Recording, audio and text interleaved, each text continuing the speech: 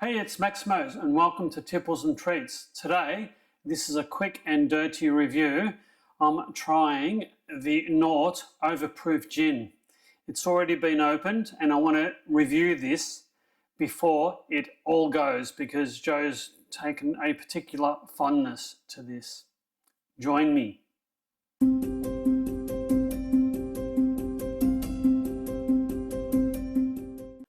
I was in a winery in the Yarra Valley several weeks ago for a wine tasting, and as I was in the cellar door buying a couple of bottles of wine, there was a Naught gin display, and they were doing free samples of some of their gin. Now, I've previously reviewed another Naught gin, and that was supplied by the Garden Street Gin Club, and both Joe and I didn't really like that. It had quite a strong aniseed taste, so I was actually drawn to the sampling of the gin to see what some of the other gins was like, and I tried 3 or 4 different gins, and the one that I liked was this Naught Overproof gin. Now, I wanted to do this review before it all goes because there's only sort of half a bottle left. And I usually do a little bit more preparation, but I haven't had a chance to. So I'm going to wing this as best I can. So this is a Naught Distilling Co. gin. It's an overproof gin and it's copper stilled. I haven't got my glasses on, but it does say that it is handmade by the distillers. The ingredients are juniper, pink grapefruit. I've got to decipher the marketing blurb. I'll actually read it out. Primed with juniper, fortified with a delightful pinch and tingle of pink grapefruit. The initial sass is tempered by soft spices, fresh apple, and the velvety touch of macadamia, particularly in its structure, remarkable for its flavour and memorable for its approachability. Sorry, I haven't got my glasses on and it's small writing. A Naught Overproof gin will leave its mark on you. Well, I liked it and I bought some for Joe.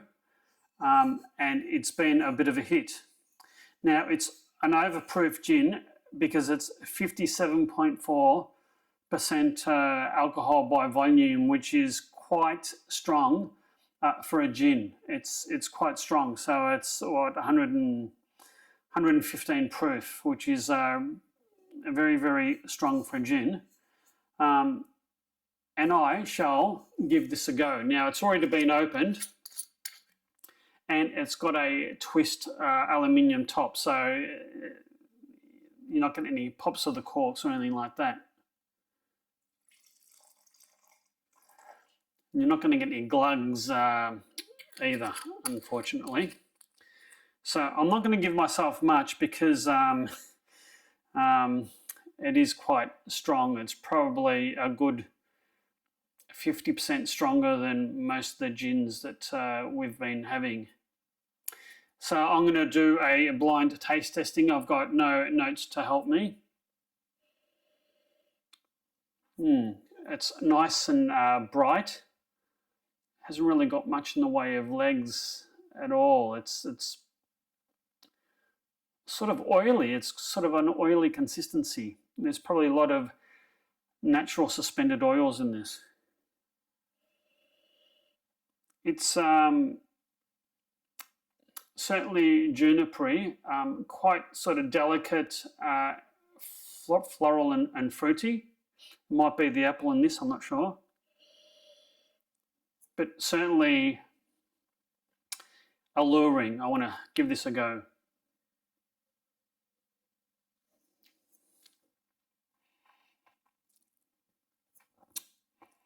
Mmm.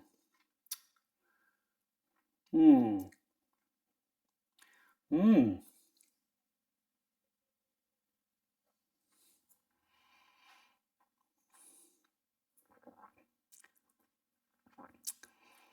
that's quite smooth and sweet at the front of the palate. It takes a second, and then the mid palate starts exploding with I think the bite of the spirit. The side of the palate then picks up on sort of citrus taste, and then the spirit just coats the rest of the mouth with the spice of the spirit. I think that's very, very nice. It's quite complex, spicy from I think the alcohol, but reasonably smoothie in terms of taste. I'll put some ice in this and see what difference it makes. Because of the high alcohol content, I'm probably expecting a fair difference. And another little one for good measure. All right. So we'll see what difference this makes. I'll give it a bit of a swirl because I do want some of the natural oils to be released by the ice and the water.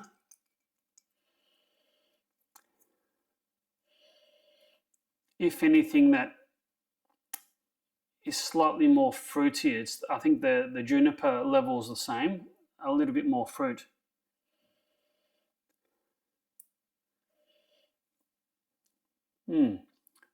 Interesting.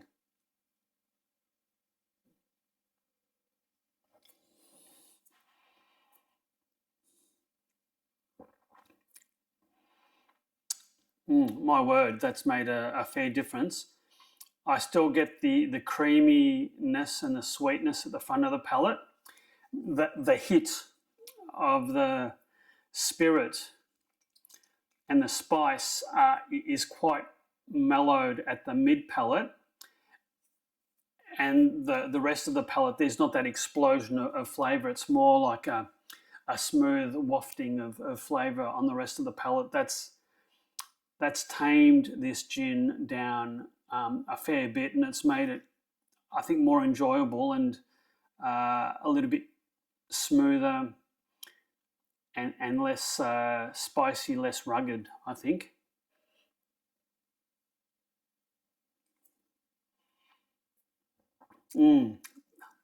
That's really nice on the rocks.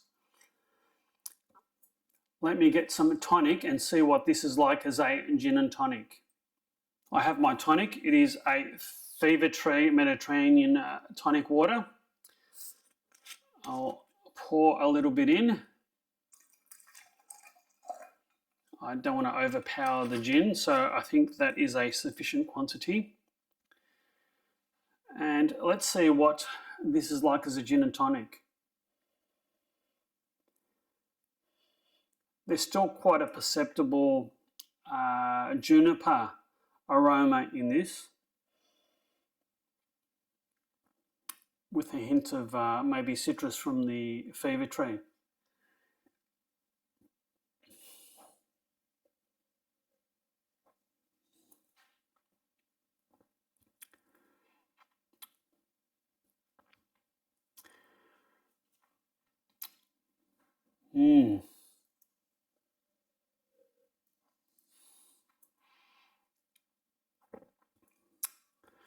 It has gone a little bit cloudy. I'm not sure if you can see.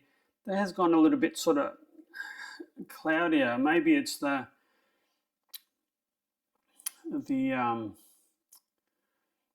some of the botanicals in this. But in terms of a gin and tonic, this is really, really nice. It's just a very well balanced gin and tonic. You've got the taste of the juniper. You've still got the punch of the spirit, and then you've got the bitterness of the tonic water sort of in the third stage of the test, and then the fourth stage is that sort of lingering finish, which is slightly less peppery, but Very, very nice. This is a superb gin and tonic. One of the best gin and tonics that I've had for some time. That's, I guess, the reason that I gave this a go and bought this for Joe, because the spirit itself is nice, but this makes an excellent gin and tonic.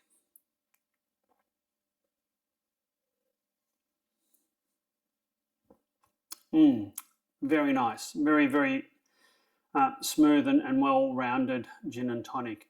That's why there's a bit less than half a bottle of this left, and we've only had it a couple of weeks. So I did want to do this review before this superb gin disappeared from our shelf. I've enjoyed it, and I enjoyed buying it for Joe, and I think Joe's enjoying it. Joe has been frightfully busy with her business. That's why you're stuck with myself.